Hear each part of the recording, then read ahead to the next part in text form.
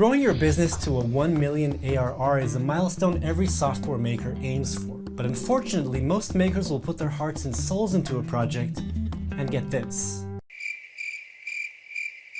Most makers build their products out of passion and opportunity, rather than following a strategic master plan. And although passion is vital for a maker's success, it also drives misguided emotional decision-making, which explains why most makers fail. This is where a go-to-market strategy will come in to guide you towards your desired goal. And if you're anything like 90% of makers, you probably think you don't need one. You're just gonna build your product assuming it will fly and leave the rest to luck. However, according to Patrick, Vito, and Jason, building a $1 million ARR software business would have been impossible without the go-to-market strategy they set up in advance. Hi, I'm Z from the Freemius team, and this YouTube channel is dedicated to strategies and tactics we've learned as a successful SaaS company, and by talking to our high-performing software maker friends and business partners, some of which are featured in this video. If this is the kind of stuff you're looking for, subscribe down here for more videos, and set your notifications to show a little reminder up here when our next video comes out. Let's dive in. Defining your go-to-market strategy will involve 4 key components: your product on one end, customers on the other, an ocean of distractions and competing solutions in the middle, and your message. Your goal is to design a product tailored for a financially viable customer who needs it, and then craft a message that bypasses the competition to draw a reaction like this one. Shut up and take my money! And that's basically it. Thanks so much for watching this video. But wait, we can't end the video here because 99% of founders fail at doing this.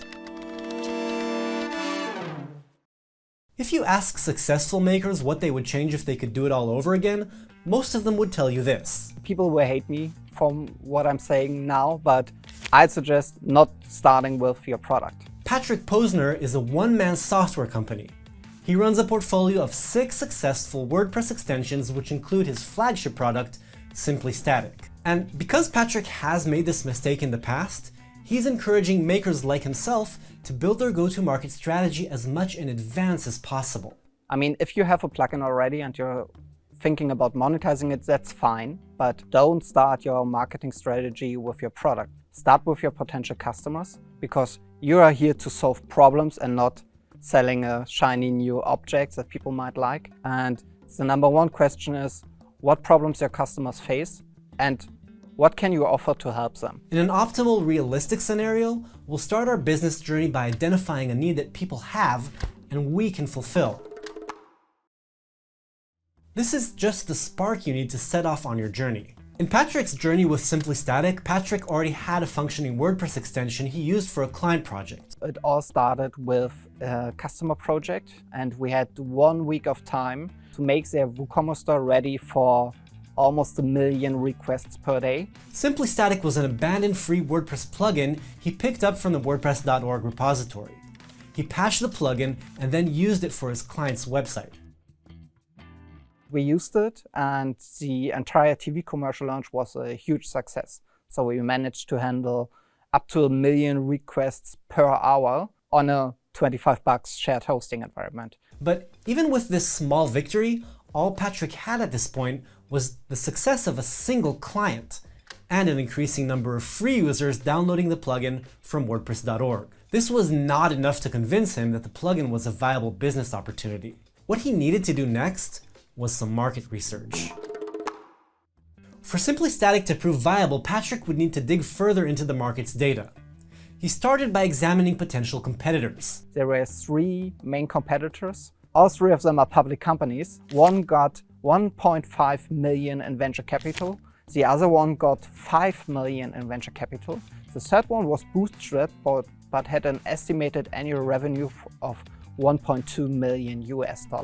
Faced with significant competition, Patrick knew to see this as an indicator of potential. If software as a service companies can make over $1 million US per year with that solution that I can solve with a plugin, I knew the numbers, I knew there was demand, I knew I was the only actively maintained solution on the market, and that's where it started. Yeah, that's where I built my go-to-market strategy, basically. The effectiveness of your market research phase will rely on your ability to collect and analyze data, and answer questions like, what is the total addressable market? How much would your customers likely pay?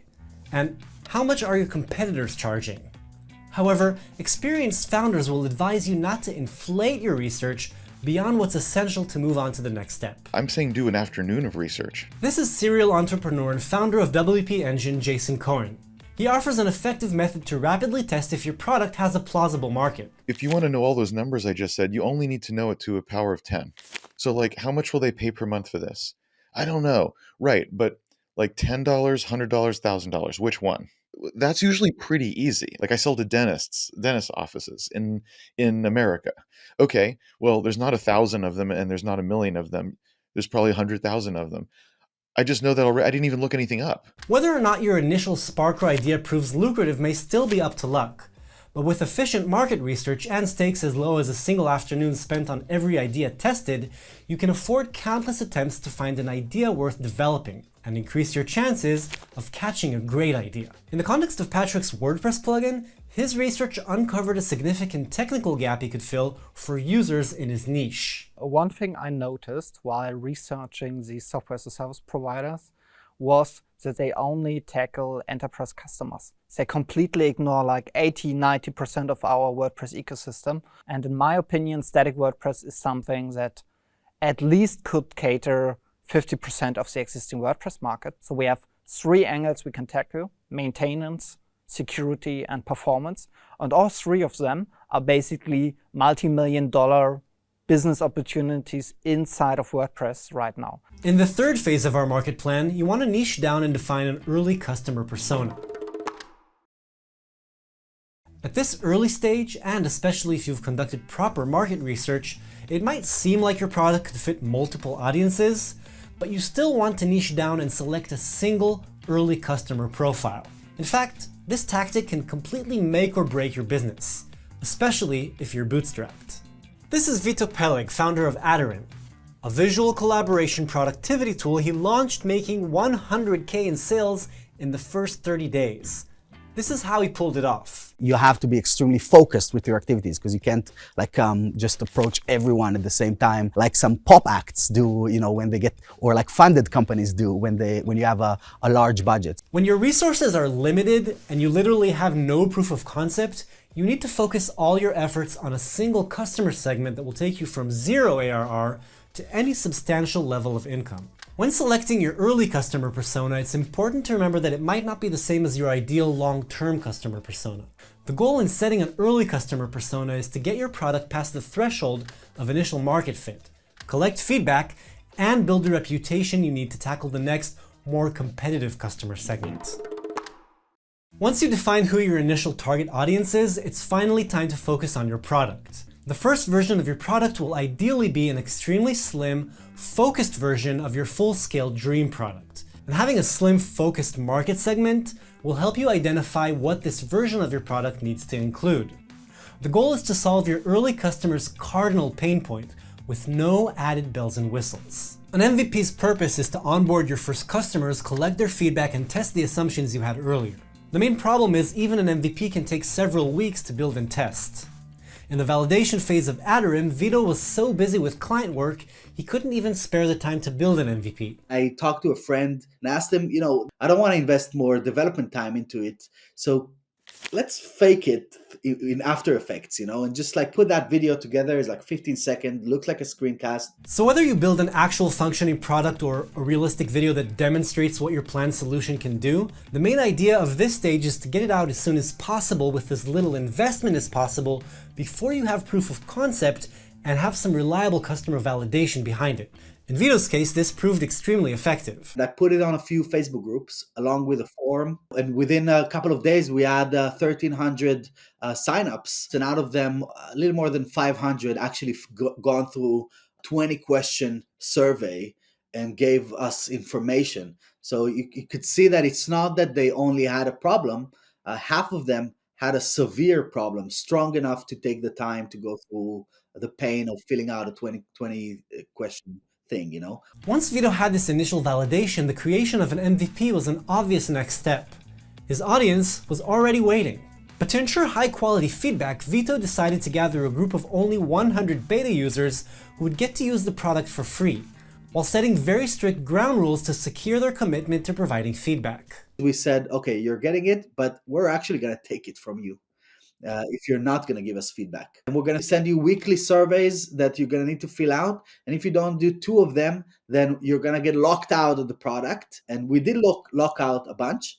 But out of 100 people that we allowed into the beta, we got feedback from 70 some, which is great. This is a savvy maker's approach to tying product making with customer feedback. Now that we've covered 4 steps on where to invest your efforts and how to ensure your business has genuine value for others, our next step is about deciding what to ask for in return. When Vito used this poll to ask correspondents what plan they would choose for ARR, he was blown away by the fact that they were willing to pay 4 times more than he initially thought they would. Many makers in the early stages of product creation believe that setting competitively low prices will instantly attract more customers to their product. But this is just another common misconception that you want to discard. When you set prices, there are 3 cardinal questions you want to ask. One is, what price point will your audience perceive as legit? A price that's too high might not be competitive, while a low price might cause customers to doubt your product's seriousness. It really depends on your niche. For example, the same solution you sell to customers at one price might need to be priced 10 to 100 times higher if you sell to enterprises, because anything else might be laughed at. The second question is, how much is your product helping your audience earn in dollars? Because even if the price point is significantly higher than they expect, it might be justified when considering the product's value. For a product like Vito's, the answer is in the number of hours customers save times how much money an hour is worth to them. We work with tens of thousands of web agencies to help them deliver projects a lot faster, actually between 50 to 70% faster than how they do without using our platform. So if the value proposition is 50 to 70% of a customer's time saved per year, Vito's annual price will be a rate imposed on 50 to 70% of the average customer's annual income. But what rate exactly will be reflected in the final price? To answer this, the third question is, what is your customer's alternative to this price point? If you're competing with several solutions over the same customer segment, your pricing will need to be competitive too. However, if you're offering something unique to a customer segment that has no alternative, it may justify higher prices. The next phase is critical, because even if you have an amazing solution for a lucrative sector and a value proposition that no one can beat, it's still going to be worth nothing without being noticed, becoming known, and ultimately trusted. Simply put, you need to engage in marketing activities. The way that I like to look at this is there's basically 4 pillars that need to be addressed. You define your audience, you find the message that is relevant to this audience that addresses their pain points, and then the channel is basically finding where they are. For us, the first approach was going into Facebook groups, and finally the system is how you approach them. Assuming that at this point you know your customers, their pains, and what to offer them, in a way you've been doing marketing all along. Only that now's the time to craft your message, identify your distribution channels, and build a communication system. Nailing this combination will directly impact the inbound flow of leads and customers. The challenge is that you have to make sure that you have all of those 4 properly aligned in order for the lock to unlock and have the growth coming to you instead of it being like an extreme uphill battle. If it doesn't work, it's probably one of the 4. So you just need to tweak it a little bit until the lock gets unlocked. This is the system Vito used to collect leads for ARR's beta version. It includes marketing channels on the left, a product community Facebook group for his users to join on the right, and in between the two, a flowchart of landing pages, opt-in opportunities, emails, and explainer videos to help customers get from A to B. A system like this is what we call a marketing funnel. To learn more about funnels and how to build one, check out this video by following the link in the description below. In a nutshell, messaging across your marketing efforts should follow one key principle. All users want to know is what's in it for them. Typically, makers will be thinking, okay, now I've created a product, how do I promote it? But this actually isn't the best way to approach marketing at all. Great marketing is about identifying what content your audience is looking for when trying to solve the problem your product solves. Then all you need to do is create the best content out there addressing that problem. Patrick focuses on SEO to identify what questions his audience is asking, and then creates tutorial videos to answer those questions. We publish tutorials every week covering everything from how do I host my WordPress website on AWS? All the way up to, oh, hey, here's like a 4-part tutorial on how to entirely automate a static WordPress workflow. Vito's 100K product launch relied on the same insight. And this is what guided his messaging. Don't make up words, just find what people actually say and use that as part of your messaging. Vito's famously high-converting landing page carried the title, "Aren't you just tired of chasing clients for feedback?" The value proposition here is painfully clear. The title doesn't emphasize what the product does, instead it pinpoints the problem his audience wants to solve. This approach to messaging is embedded across Vito's marketing activities. We look into our reviews and we see what people say that is great and how people define what we did for them. And we, again, use the same phrases, and that's the key thing. One more thing that's important to remember about marketing is that because you can't really control when leads decide to become customers, the idea is to create a fan base around your content so that when they're ready to purchase, it's natural to them to choose your solution and brand. If you followed through with the first 6 steps and repeated them till they reap the desired results, you now have a sustainable business, or at least a lucrative product to grow a business from. The next phase is to go beyond the initial product market fit.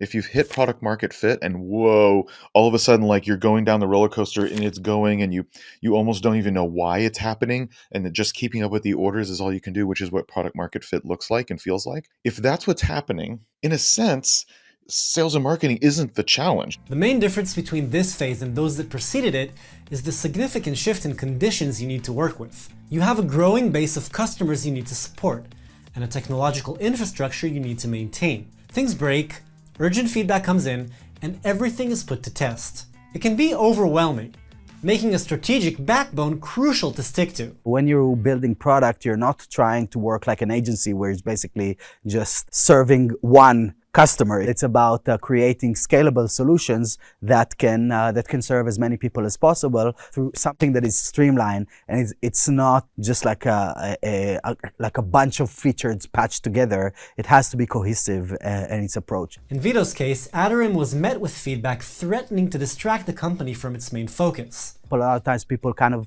ask more and more project management features, but there's no way we can compete with the likes of Jira or Trello or Asana or Monday. Vito's customer base was making unrealistic requests, but at the same time, these were needs Vito needed to address. When things are like completely foreign to our vision, but they still make sense from the customer's perspective, then we tackle this through integration. For example, instead of building tools for technically managing websites, we integrated with other tools that already do that. For Patrick, the scaling of Simply Static summoned an encounter with an entirely unexpected customer segment. I think it must have been like 3 months after launching Pro, I noticed that we have like 60% are specifically companies around security. We even have like the American Air Defense Department as a customer now. During the scaling phase of Simply Static, Patrick noticed a surprise in the user identifiers coming in through Freemius. His discovery of a new user segment challenged his initial customer profile.